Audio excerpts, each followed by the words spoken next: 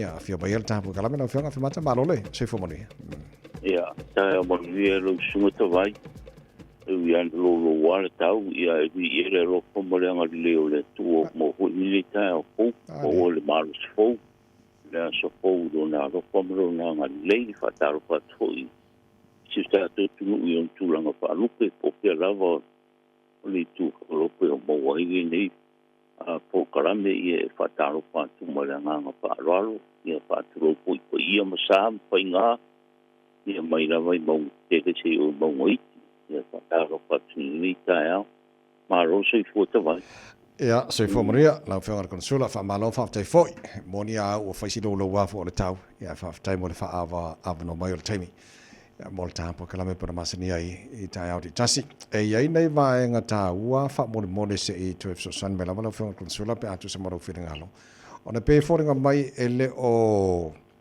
e ia nei va nga le o mala mala mai le tino o tu langa nei mombo la tu foi nei mai visa a pe visa ta fao a o mo visa o mo visa o te me taun to fo ia ala la ta mo fai ai fa se a wala fo le fa pe e apalai pe pono fo mau ia o te lo la vale si fia wa te lo ini solo auto va atu mo so sani fo ala o fion konsola o la o e a fo tuanga ele me si silia ta on fai la tau ia fa te ia ta vai nei a mata upta o a me se mata upu e motua tau ta tire mo na yo ta tu tangata ia ko mai ngi se bisa ta fao wa rava ku nga visa ile se visa ngo po bau no mai role ngi kom pai nga ia pai ni si ko nga visa ia umi le no ko ngi ia manko ya ku pe ia le nga ka idea o le o fo ia tomo fai tanga ta fo ia immigration consultant ka ia fai ia o le kom ka ia tingan si le fo o la o mai fa ko nga ko fo I chambo o over I a kom fai a fai tu la mai tom fai no fo I ora wa tu la ro ta vai a fai ko mai se visa ele se visa mo mo ki mo ia ka sanga I awala tu sai ma tu la ko no pe ka sanga extend the visa pole is ko masinga pole si o masinga mane ai pu la ia kai mi ele ko karia ele malo ni sila se ko extending o se visa kai mi kongula le ia a fai o mo visa e fai mo fia ku ko ya visa mo ngai ko saula ia ko ka sanga I visa I lolo o pa I ke le me o ke le ko ka fai a le o pa I e ma kwa fai ka ke le ko ngofo I ia maka sanga pe pan fai ko extend le visa pe ko pe pongo ko mau a o pa I ta mai mane Yo nga okupe alu mo ko mi alu mo tu la ma papena ia o mai del ka ko kisa I tato kisa konsula I plan mo se ke so ni au ka va e ma le ma foki ko yo ko ma fo pau de va ia tu de madole tu de kendo de wa ia mo se tu la ma papena ala wa tu ala ro pe le pa si mo te va a fai wo e si ia wa o le va no pe ni ko extend lo visa pe ia e to mo fine la vai ko fo isa bo e ke I over I mane ia si le ngata I tong ta mo ia kulanga le o so kula ko ni ti ia ko ta ia ko ka fine ia bo se si visa bo se si mo ko bo ale wo over I ia ola wa ko la o ko fo isa mo ko apply mai ko o mai ko le si bisa ko pai si skula ai overall ngi e ko pai mai o la wa tu ala lo ta mai ku sei mai pa pon si ta tu si dia ko fo isa mo ngai do le ago le kupi ago le kai ni ku langa pa pena ai le o ko ta tu ofisa il ka ko paro ye ere ya ina ta tu le tu langa o me so ni pe mo so ma avere tu alaro I nei o tatu tanga ko ko fo isa mo ko maranga mai ia fa ikekea I tu langa le o pa I nei Think back, kele ang ko'y paisisi tulang. Ia, o wai nei. Ai, ska ia kula kung say malibisa.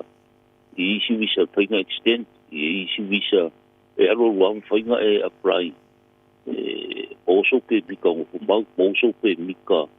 E kele i hui ngā visa, e whainga alo ngā ige. Ia e whae, te ata whai man whakunga mai re tuku. Ia auwangi e o wai nei. A whai au mai mo le karia lo visa, ia koe le extending o lo visa, koe po isa mo. Koe ngō fie lea, ono toi mo le mano e toi apply le si visa koe maranga mai. Kio tu langa la, e roka vai a pulu kele o kupe wan, e leo popoli e kanga kai e suru i o ka kukanga ka kaun whaipepa. O wale mea ia mau wakuru se rei. O se tu langa le avere whautuanga sa o inga o ka kukanga. Ia, tu langa la, e o ka pokara me tua lalo atua. E sila i lo visa, a whai ke wa mai whatonunga o e rea i kaunga e koe fo isa mo. Ma e uska ia rea, e la koe mwhainga e koe malanga mai kawai. Nei, mātango fie le. Sa ronga mana whamanino nei vāinga ia, o whanongolongo atu i le mea mana ia o le a fia i lau sa ronga fure le, o le toi fo isa mo ai le i ova le aso i tono New Zealand. E pone ala taime toi fia malanga mai ai, o la e pūlea o le taime ai a ovaloa. E no winga mone lope ame 5 tausanga e le iei kari. Io, o tūlanga na, e whasaranga, o isi ai, o kore se fūtausanga, ma le kunte an koe fo i mai. I tūlanga whapena, o le tūlanga i e makanga are le roka i nei, i a ma mati poti sa, ma tūlanga whapena. Usa i a tūlanga lo visa, i a whaingo fia, e koe maranga mai tamai. Malo, mātango fia whaftai tele mo le whaamani nei nai vāngai. Mo le tunu man whaafonga mai, ona e pupu ultaimi ma le whionga konsula, o le umana batu leo telefoni.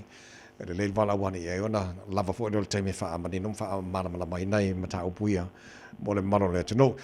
Le si vāngai tele ntātana noi, lo whionga konsula, o mea i o stamp fo ia po exemption stamp. O le mawhai ai e le tangata o le sona passport Samoa, ona malanga one way Samoa. Au te nofa i conditions o la tau ia pia fio i Samoa e tau na le lalo i fo le o le ono masina. E validate le passport por sao ne an. E o sao le vei a tawai. Mangkoli mi maka upu kau wale ka pukara mi. Vai e so uma. O le weekend ne ke ni tawai. So, e kāre pāre wape au ai vidi mai rau kilfo. Io e whangu mai kai. Kālo. Ka ngaka. Ai pa siu tangata po i e le kau ke māsangi ai ni. Ai upo hoi wape o le māsangi lui kum sura mo kui ama wape māsangi mea tawai. O e le inga māsangi o po i le marai wale le e ui ai au wara tula kono tu se malanga inga. Ngādi. O siya ka hoi le kake o le tangata te arua e kuswaraungi usi. Ia kilo msika sika i kuswalau. Ia oangi raro i fore ongo māsinga. Ia ono māsina i runga atu. Kwa mwhaine onga e malanga i Samoa. E kasi ara le awara le ka manatu pei vai e so. O leo mai, e whai exemption stamp. O le exemption stamp lea. E mwhai anga e whiarua i e Samoa. Se runga ara ua expire o kuswalau. Ia kare mwhainenga e. E mwhai a le exemption stamp lea. Te marusi anga pula pongo pe enga e fa ngaro kusolo ni tira. Ole tūlanga la tawai i weekend ke o whapea o so te karusi ia ui ke o fui ka e pa longo mai ai ta pokara pa mole si le lo kusolo New Zealand wale apa ngal kusolo sa boia en feanga ave o kaya nga balanga pa ila roi fole ono basi wale ke abisa moro o kongu. Al kusola sila la por kusola Australia po fela. E te taua ono masina i ngatu. Lea ngāru kusola. Si vanga nara ua whaile exception stamp. Ala upu wala ro. Tawai a wala kulka pokara. A whai o Samoa. E sidi a kulo wala. Wakai kusale ka wala exemption stamp. Mare kuswalau Samoa. E mwhainanga isau whairo kuswalau Samoa. o nga e malanga i le Samoa e po i e whapikau ria. O lea o ngā kore kusolau Samoa i Samoa. E lea i a fisiri po pe o aso mi o le whaingopi o i me o whai o penka kau. Made. Ai lo lo chene pa kulanga pa pena. Ai la kulo kusolau ni sida o kangi mau kisiri e whai o. Nā ngaro ke lo kanka pa pena. E umai a marfia kai penka kau. Tō ngore ke reo mau. E te whai o ni processi ngi. E cham so kusolau Samoa. A la watu o la roi ka poku. Whai lo kusolau Samoa. E kai lea ia se ngore kau. Ai e whaingo ki o mai au ki ui e inga i Samoa. Tūranga pa pena. Ai fo i mai reiro kusolau i usida. Ai a kai o ese o kusolau i usida. Ai saule ko kongi rau i Simpson Stand. E po ia i ra papikau ia. Ia ai e au ngā tere tāpo para me whamanatu i siu tātou tunu. A whai o oe sai whanau Samoa. O la ua tualaru. Whai no kusolau Samoa. E au ngā i ro malanga i Samoa. Ai me se kulanga mo ai te isi mo kulanga papenga i Samoa. E whai ngō pia ia o ki ui i ngō mai maka upu ki aru e pi Samoa. Ia ai a whai e rea. E kauranga i sile kulanga ngā wha ai ro kusolau i auli i raro i fore o ngō masinga le au ngā. Kusolau ni tira rea po kusolau o stadi. A whai ai rea ai sau i Simpson Stand. Ia ngai sile le po ai kulanga ia. O le tere i o ki ui i ngai o le marevare. E le ngakara i o le marevare le whaos. E oso e ali le pi aru Samoa. Maro piro, maro koko mou. Kai oto se mai ro wharongonga kuta vai o umanga kongi le one way. A le wo era kui o le whainga eru le one way se runga kongi lo return ticket. Ia vidi mai i o leo ke moe ia au e. Whana vela vea. Le maru nuorka. Ia, tu ngana ta vai e fo i le whapikau ni te sila le ro ke pamalanga e mesia tai mio. Whara vefa. Paposi i konga malanga i Samoa tawa. Malo whaftai. Manua le tache i rwainga leo exemption a stem. Whabul mo lea lau whengar konsula. E nai wōna o i Samoa in lato passport New Zealand. A whamenga waku stamp i Samoa lato exemption a stamp for lele. E nga pularo la kol kai mio mai. Alam whana whaitūlanga na am.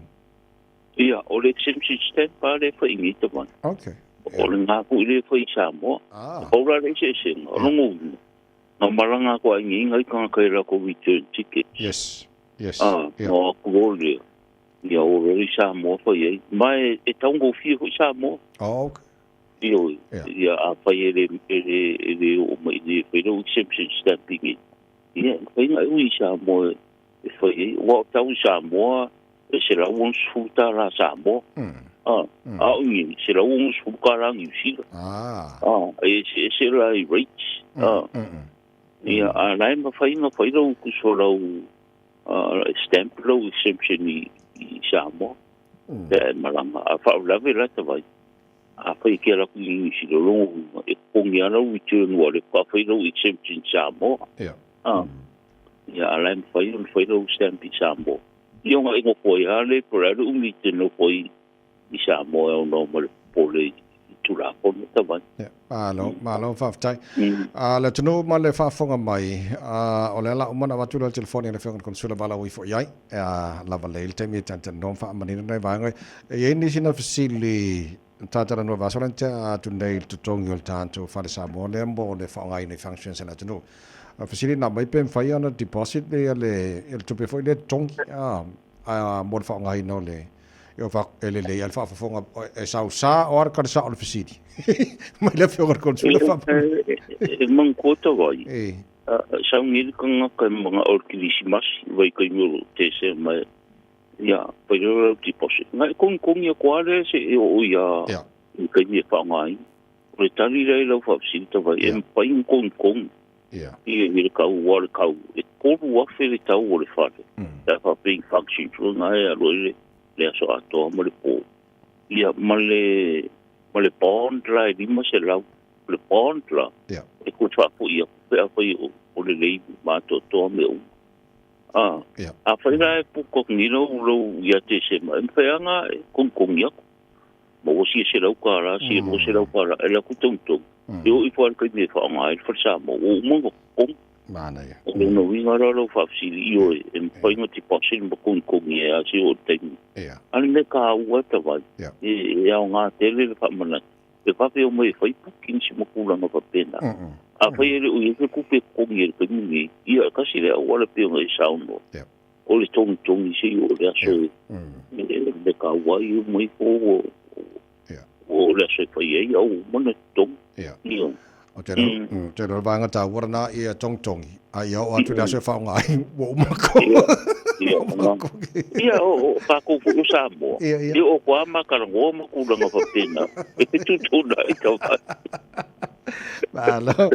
alo fa te la fa ko solo ma tango fiena I vanga ia ai ele leile atu no ne mai mo ma fa mai tolu tasi o tasi lua ia mo tatou nai au kilani se mangana we vala mai fa fatu au kilani po kara stete Wellington mai sivainga fa ngare code number o iva tolu tasi lua ia tatele fatu fare nei ta ia ele le ia le fa mana tupea alo fa ngai ka ko lo mai sa mo se fa ka we kere foi ku per ka ko wa io I tawai kai ko ka ko kara me ko hoi pea le tu ala lo si ta tu nu pa ka I la vai lango po ko pa ele le na tulanga pa pena pe wa o le mo ka ko kontina ka lo po ia o ke le ale talo isi fa do lo fo ma ta tu me to vima ka ko lo sa mo tulanga pa pena ia talo te pe si ta tu a be ro pa mo se sa o fo o ko le mo ka lo me ta ma